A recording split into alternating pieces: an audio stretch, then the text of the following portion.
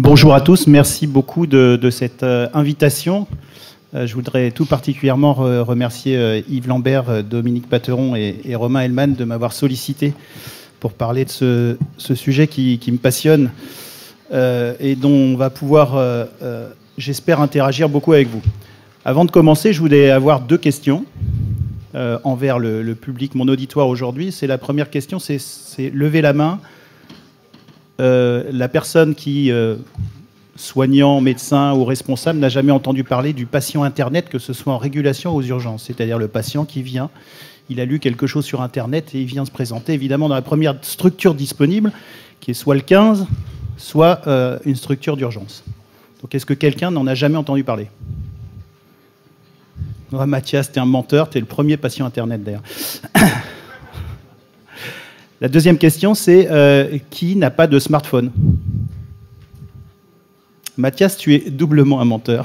Donc il y a une personne que je ne connais pas, mais je sais que Mathias ment. L'autre personne, voilà. Donc c'est pour vous montrer que finalement, je rappelle que l'iPhone a été sorti publiquement et mis en vente il y a maintenant 11 ans et 7 mois. Et il a complètement révolutionné le rapport qu'on avait avec l'information, et parmi tout ça, l'information médicale. Alors, sans plus attendre, je voulais tout d'abord m'excuser avant de parler des mythes de la médecine d'urgence. Je ne m'appelle pas Carly. J'ai vu que c'était une session qui était réservée aux Carly. Donc, j'en suis vraiment navré. Mais je vais essayer de tenir le rang, comme on dit. Alors, les mythes, c'est quoi ? Les mythes, c'est le docteur McCoy, sorti de Star Trek en 1968. Et vous voyez ce petit appareil au milieu, qu'on appelle le tricorder. Donc le docteur McCoy, pour information, c'est celui qui soigne tout le monde sur l'USS Enterprise. Et donc il a un appareil qui fait un certain nombre de choses et qui donne des données médicales, qui va même plus loin avec les améliorations du docteur Spock, puisque Dr Spock lui donne des capacités non seulement diagnostiques, mais également thérapeutiques. C'est-à-dire que si vous regardez un petit peu certains épisodes de Star Trek où il y a des gens malades ou blessés, ben non seulement on fait le diagnostic grâce à ce petit appareil, mais on soigne aussi les gens avec ce petit appareil. Alors ça, c'est le mythe. Je rappelle que Star Trek est censé avoir lieu au XXIIIe siècle. La réalité, c'est ça. 2013, en parallèle du WWC, il y a des concours, et parmi eux, il y a un concours qui est Inventez-nous le tricorder de demain, donc 2013. Et ben, il y a une société qui s'y met et qui sort un appareil en 2016. Cet appareil est en vente actuellement. Pas encore sur tous les pays européens, mais il a été autorisé à la vente aux États-Unis, dans le monde anglo-saxon en général, et vous pouvez l'acheter, certes encore un peu cher, mais il est en vente, et rien n'empêche que demain, le Kidam, c'est-à-dire vous, moi, puisse l'acheter chez Monoprix. Alors tout ça, c'est une vraie révolution, et c'est une révolution dans laquelle il va falloir que la médecine d'urgence se positionne comme tout le reste, puisqu'en fait, cet environnement d'interactivité avec l'univers numérique, c'est-à-dire tous les outils du web, qu'ils soient structurellement ou virtuels, vont entourer notre structure de soins. Et ça, toutes les prévisions économiques, sociétales, sociologiques, technologiques sur la santé s'y attardent et en parlent de plus en plus. Et ce qui est assez notable, c'est que le plus souvent, ils en parlent sans médecin. Donc, qu'est-ce que ça veut dire, le patient numérique ? Ça veut dire qu'il existe déjà aujourd'hui, puisque, comme vous et moi, il a un smartphone dans la poche. Donc, il a l'accès à l'information. Alors je vous rassure, en France, l'information, lorsque vous demandez une information médicale, vous tombez sur Doctissimo, donc on a encore un peu de marge pour expliquer les choses aux patients. Mais vous avez des patients, par exemple, qui sont atteints de maladies rares, qui en savent 10 fois plus que vous sur leur maladie. Et très clairement, ils peuvent vous prouver par A plus B et leur smartphone que tout ce qu'ils disent est vrai. Donc c'est un rapport au malade et un rapport à la maladie qui change continuellement et constamment. Et tout ça va se développer, et va se développer le plus souvent sans nous. À l'heure actuelle, les objets connectés ont reçu un feu vert de la FDA pour 0,3% d'entre eux. C'est-à-dire que 100% des produits sont mis en vente, et 0,3% des produits ont été validés sur le plan thérapeutique ou diagnostique, etc. Donc vous voyez qu'il y a de la marge entre ce qui est disponible et l'usage, on va dire, réglementé de ces objets. Et l'évolution, c'est quoi ? C'est que ça va se démultiplier, on le sait dans notre environnement sociétal, mais exactement de la même façon dans l'environnement thérapeutique et dans l'environnement éducationnel et autres. Alors pourquoi aux urgences c'est important ? Tout d'abord parce que tout simplement c'est la porte d'entrée de l'hôpital, c'est un milieu de stress pour les patients, et c'est un milieu adaptatif pour les soignants. Et dans cette gymnastique, de plus en plus, les outils numériques, quels qu'ils soient, hein, virtuels ou réels, vont intervenir. Et là où on a vraiment une chance et un défi à saisir, c'est que c'est un terrain d'expérimentation privilégié pour tout cet environnement numérique de se retrouver aux urgences, parce que cet environnement essaye d'apporter un certain nombre de solutions, d'informations, et on est par définition la lumière allumée tout le temps, et il va falloir que cette lumière puisse être utilisée aussi à bon escient vis-à-vis de ces nouvelles capacités d'accès à l'information, y compris thérapeutique ou sur la pathologie. D'autre part, je disais que l'urgentiste se doit d'être curieux, ça fait partie de sa matrice. Par définition, lorsqu'on y travaille et qu'on est motivé pour y travailler, on aime bien avoir des nouveautés, surtout si elles sont censées nous améliorer le travail.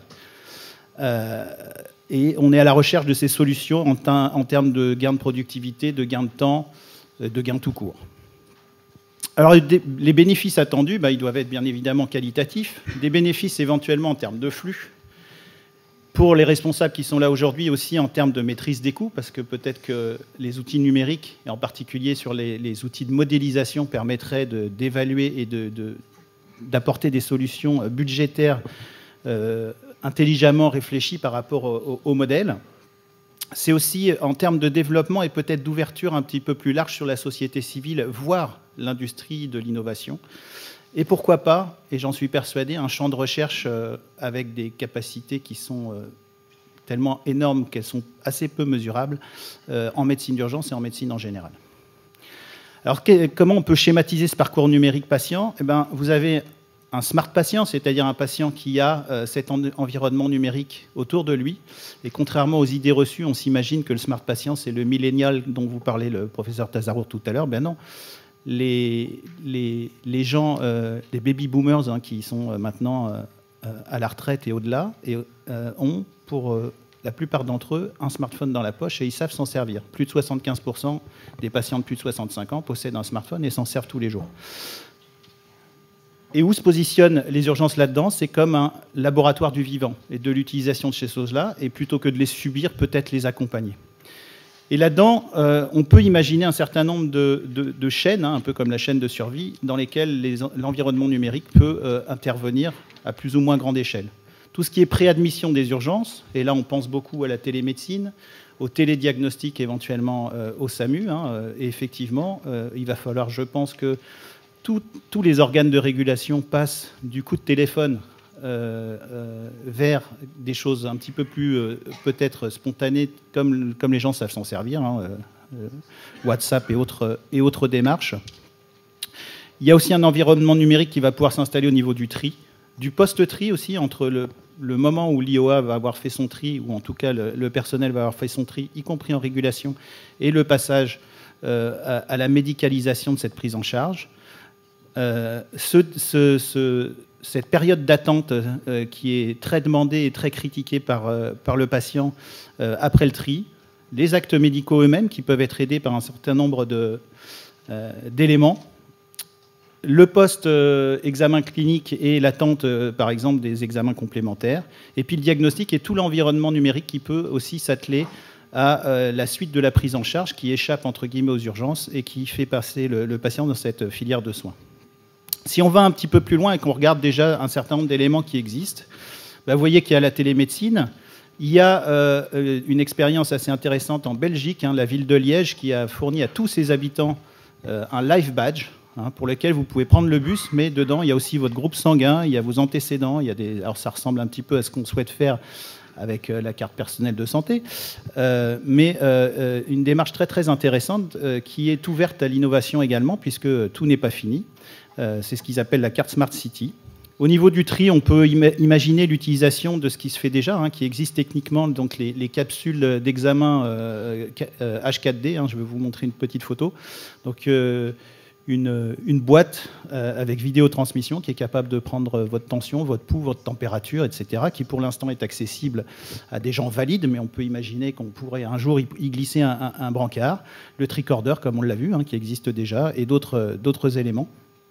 Le post-tri avec toute la numérisation des données, par exemple, dermatologiques, radiologiques et autres, quand il y a des radios anticipées ou des prises en charge de pansements et de choses comme ça. Voilà, des applications, des outils diagnostiques. Alors évidemment, l'imagerie va être complètement révolutionnée, la cancérologie va être complètement révolutionnée par l'intelligence artificielle.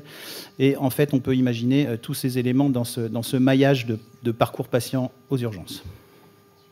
Hop, je trouve la flèche. Donc voilà la cabine H4D. Hein. Elle existe déjà. C'est une solution qui, pour l'instant, bien sûr, est chère. Mais on peut envisager un jour qu'il y ait des cabines comme ça à l'entrée des urgences et qui fassent le tri des personnes valides à la place de l'IOA, qui va se concentrer sur le motif de recours et ne pas avoir à mettre le brassard attention, de poser le saturomètre et d'autres éléments comme ça. Donc un gain de productivité, un gain de temps et donc une réduction de l'attente avant les urgences. Si on reprend cet élément, on peut l'intégrer dans une chaîne avec des objectifs d'évaluation, de score de gravité, de diminution de charge de travail et augmentation de la rentabilité du temps infirmier. Et puis, l'utilisation de ces moyens numériques avec l'analyse des paramètres vitaux, on peut très bien envisager de sortir de ces éléments numériques un certain nombre de données encore plus pertinentes que les échelles de tri, même si notre merveilleuse nouvelle échelle de tri French va faire beaucoup de bruit et va avoir, j'en suis sûr, beaucoup de succès. En allant un petit peu plus loin, si on imagine par exemple un élément numérique dans le post-box, eh ben, vous connaissez tous Georges Charpak et son invention. Donc son invention aujourd'hui, elle est commercialisée, hein, c'est iOS. Qu'est-ce que permet iOS? Ben, une imagerie rapide en 3 dimensions de tout le squelette. Encore une fois, pour l'instant, c'est pour quelqu'un de valide, assis ou debout. Mais dès que le patient est passé dans cette cabine, on peut modéliser la bonne prothèse qu'il lui faut si c'est une PTH, la bonne manchette qu'il faut si c'est une fracture du poignet. Et on peut aller comme ça dans de l'anticipation, même une anticipation sur l'ensemble de la filière patient, ce qui est particulièrement pertinent, avec en plus un coût en termes d'irradiation qui est bien moindre. Poursuite de l'environnement numérique, c'est que, vous voyez cette immobilisation hein, qui est faite de façon numérique. À l'heure actuelle, les meilleures sociétés arrivent à vous proposer le moulage donc, parfait de ce type d'immobilisation en à peu près 95 minutes. Il y a 1 an et demi, c'était 6 heures. Vous imaginez le degré de progression en termes technologiques. Donc je pense que dans 5 ans, on fait ça en 5 minutes, tout simplement. Et on va plus loin, puisqu'aujourd'hui, on est capable de mettre des capteurs dans ces immobilisations qui sont capables de surveiller à la place de n'importe qui, y compris une infirmière, les points de compression, l'évolution de la consolidation osseuse et d'autres éléments qui vont permettre, encore une fois, d'améliorer la pertinence diagnostique, diminuer les effets indésirables d'un matériel. Et vous voyez que le patient peut même aller jusqu'à surveiller lui-même la progression de la consolidation de sa fracture. Alors, qu'est-ce que ça veut dire? Le parcours numérique, c'est qu'il va falloir définir des étapes, et je pense qu'aux urgences, on est particulièrement bien placé pour définir ces étapes, hein, puisqu'on peut identifier les étapes avant de venir aux urgences, les étapes de régulation, les étapes aux urgences, avec le tri et la suite de prise en charge, et que là-dessus, on va créer des bases de données du parcours patient. Excusez-moi, je reviens en arrière. Qu'on va partager avec les tutelles aussi, hein, au travers du DMP, du DPI, et puis les faire rentrer dans des démarches de recherche, des démarches d'intelligence artificielle, des démarches d'amélioration aussi pragmatiques de la performance. Et puis pourquoi pas, si les tutelles s'y intéressent, et j'ose espérer que l'ARS Île-de-France, qui se doit d'être un moteur dans cette démarche, assure un pilotage, de voir si sur des démarches de réseau, il n'y a pas des éléments très pertinents dans cet environnement numérique. Pourquoi c'est important? Puisque ces nouvelles technologies, elles sont en train de complètement révolutionner notre pratique, outre les échanges Twitter que je fais avec Mathias Vargon.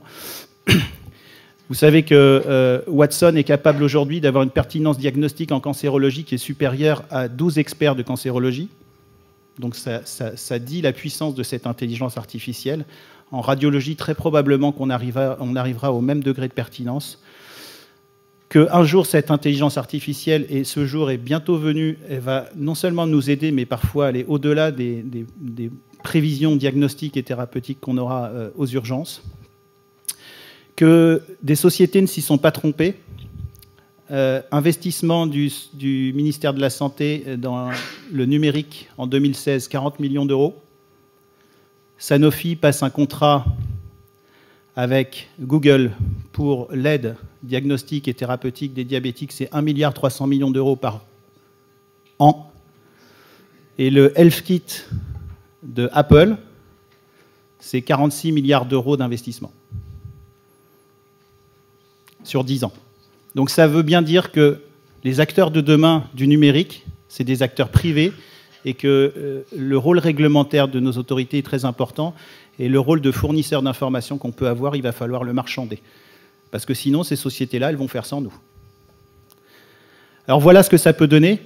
Hein. J'ai modélisé un petit peu ce dont je vous ai parlé aujourd'hui en termes d'étapes, d'objectifs et d'outils. Et puis surtout la création de ces hubs de données qu'on va pouvoir exploiter de tas de façons différentes, avec des work packages qu'on va devoir définir aussi au travers du parcours patient. Et je vous en donne un exemple de ce qu'on a commencé à faire. C'est que sur la quatrième étape, hein, ce qui est l'interaction du smart patient avec son parcours, eh ben, on va pouvoir avoir une interface. Hein, combien de temps j'attends, quel niveau de tri j'ai, dans combien de temps je peux estimer avoir mes examens complémentaires, quels conseils je vais avoir sur mon smartphone pour la sortie, qui contacter. Et puis on va avoir l'interface soignant avec, par exemple, le suivi à distance en télémédecine de la guérison d'une brûlure. Hein, ça, c'est un de nos axes prioritaires. On travaille là-dessus aussi avec les militaires et l'INSA.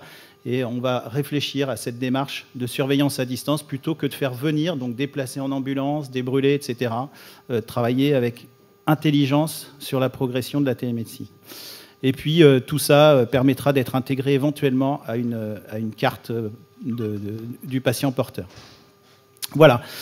Pour finir, je voulais dire que dans 10 ans, on peut s'interroger sur la fin des urgentistes. Vous voyez que là, vous avez un urgentiste à roulette qui accompagne le malade.